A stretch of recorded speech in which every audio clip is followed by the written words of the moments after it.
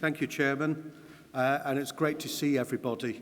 It's long overdue, and as Mark says, it's nice to do a face-to-face meeting. So now I'm going to bore you with finances, because I know it's a riveting subject, but ultimately it's an important subject. I've been on the Finance Committee since 2002 in one capacity or another, whether it's as Vice Chairman, Finance Officer, or General Secretary. And it's a position that I take extremely seriously, looking after other people's money, as do our current Finance Committee and National Executive Committee. And over the years, I've had a few sleepless nights. Going back to 2002, we didn't have any money, quite frankly. We just existed day to day, not knowing where the next legal, or how the next legal bill was going to be paid. And it's very difficult for the POA to do forecasts because we're such a litigious union and things get thrown up from time to time that we just haven't forecast for, and we haven't got the money there. So sometimes we've got to rob Peter to pay Paul and juggle the finances round. And I'm pleased to say that we are one of the cheapest trade unions around. When you actually look at other trade unions such as ASLEV, RMT, Fire Brigade Union, indeed Probation Union, they're all charging about £25 to £30 per month. That's the reality of things, but we don't do that. In fact, our subsistence has only gone up by £2.30 in the last 11 years. And I'm proud to say that I believe POA members get great value for money in the brilliant representation that you do at local level and the fantastic representation that the National Executive Committee and full-time officers give in their various capacities. So don't anyone let anyone run this great trade union down by saying it's the most expensive diary in the world, because I've been hearing that for the last 30-odd years, and there's nothing further from the truth. We have a welfare fund that's second to none in the trade union movement. We set that up in 2003, and it's steadily progressed and grown. We've got £1.2 million in that, and it's ring-fenced, and it costs £1 per month to be a member of that welfare fund, where we send our members to the firefighters charity, and we help those individuals and their families out in their time of need. And I'm pleased to say it's probably one of the best things that we've ever set up, and it has gone from strength to strength. But the reality is, colleagues, and you'll get obviously a further report on finance at conference, a full report on our finances. When the year ended, before the pandemic, we had income over expenditure, a deficit of 166,000. Now, we managed to turn that round last year simply because we didn't have a conference and because we weren't paying out excessive T&S. So we turned that round into a £445,000 surplus. But I'm not naive enough to think that that will go on forever, because there are rises in utility bills, as we all know from our home expenditure, insurances.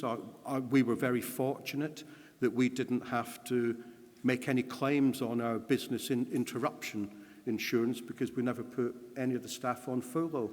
And I'm pleased to say we were one of the few trade unions that actually managed to avoid that. For a small trade union, I think that is magnificent, where unfortunately some people were laid off in the trade union movement, and I find that particularly sad.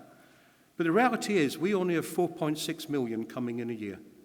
We know that we've got a wage bill out of that, and our wage bill is pretty competitive because it's about 1.4 million. And when I took over as General Secretary in 2010, the wage bill was 1.4 million. So in actual fact, 11 years later, it's still comparative to what it was in 2010. And that's not because anyone's had a pay cut, far from it, we're well paid.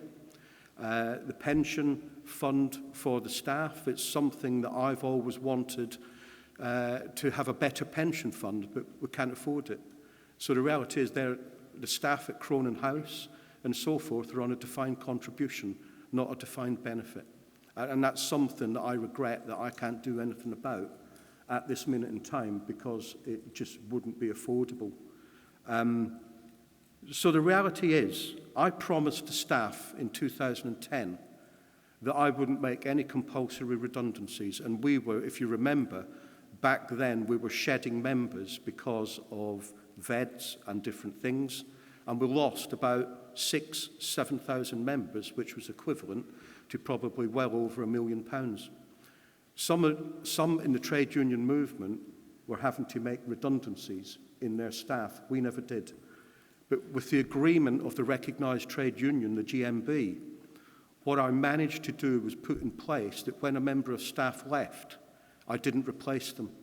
So in actual fact, I've seen a reduction of some 28% of staff at Cronin House, and that's how I've managed to keep the wage bill competitive so that I wasn't continually coming to conference asking for an increase in your hard-earned subscriptions. And we're quite proud of that.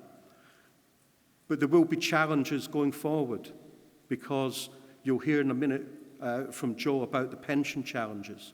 We've got 3 pension challenges and that all costs money. We've had the permanent injunction, which left us exposed to a £210,000 fine.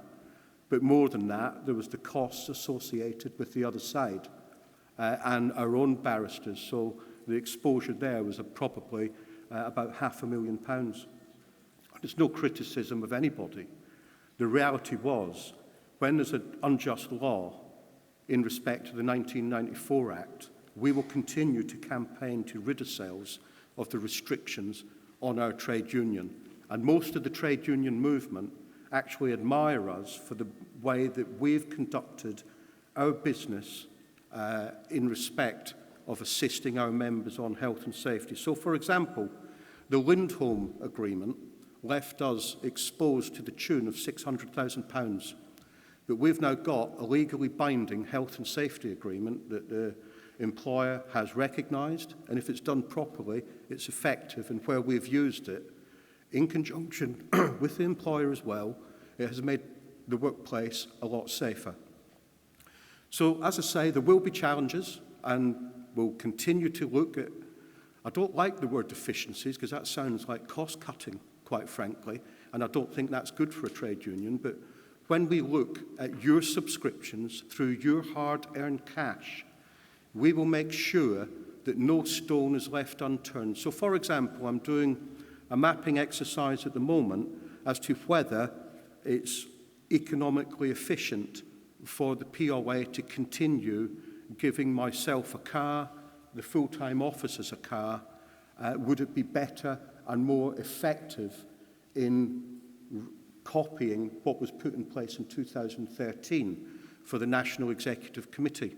So far, I've worked with the accountants to try and do it, and it's showing that there's a potential £80,000 saving per year by moving us away from cars next year. But I'll give you more of an update in respect of that at conference next year.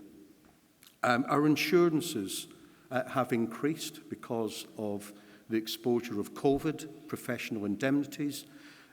We've just renewed our insurances, and there's some insurance companies out there that will not touch professional indemnity for business interruption. But we managed to get the insurance company that we've always used, Hiscox, to give us a quote which was competitive, but an increase of probably about £3,000 on what it was last year. And of course, cyber security as well has increased as well because of the attacks on different companies and so forth. Mark already mentioned about improving technology and IT, and we've spent significant sums of money. We listened to what you told us in the Cuff report, and there were deficiencies, there's no doubt about it, over the years. So we've done that IT expenditure, and we're trying to make it better. I engaged a guy called Simon Sapper, who worked for the Communication Workers Union, and used to do all their videos and podcasts around the trade union movement. I've got to say, when you look around the trade union movement, some of it is very professional. So we've tapped into that, and Simon is leading us through that 12-month period of short videos and podcasts on a variety of different subject matters, which can be found on YouTube and different areas. The revamped website, people are telling us, you branch officials, members, that it's easier to navigate and it's far better than it was. We've got a filmmaker through Consequential Films that's looking at the history of our trade union, which we're going to launch in May. And I've seen little bits of the work getting put together, and I think it's going to be a real interesting film that will last about half an hour, where branch officials will be interviewed, some already have, branch official training, some have already been interviewed and will be compiled into the film and different things. So there's lots of work going on there. We've made savings at Cronin House with the telephony system. We've made savings on mobile phones as well by, instead of replacing them every year, we're going to hold on to them as long as possible, which has saved the union £15,000. And that's money that we can put in to other areas to make your lives better.